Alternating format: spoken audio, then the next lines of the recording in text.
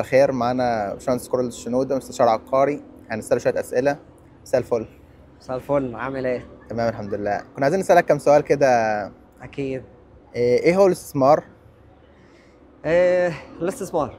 الاستثمار هو النعمة اللي ربنا اداها لنا علشان نخطط كويس للمستقبل. المقولة بتقول كده: عيش كأنه آخر يوم في حياتك، ولكن خطط كأنك هتعيش للأبد. لو جينا للتخطيط ده هنلاقيه هو الاستثمار. طيب سؤال تاني، الاستثمار عموما لفئة معينة بس ولا ممكن أي حد ممكن يستثمر؟ الاستثمار لكل الناس، سواء أنت موظف او شغال حر فريلانسر او معاك بيزنس.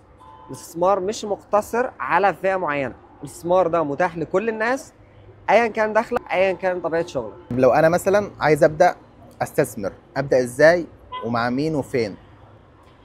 بص، مبدئيا في خطط استثمار مختلفة ومتنوعة على حسب طبيعة دخلك ونوع دخلك والمكان اللي انت عايش فيه والفرص الاستثمارية الموجودة.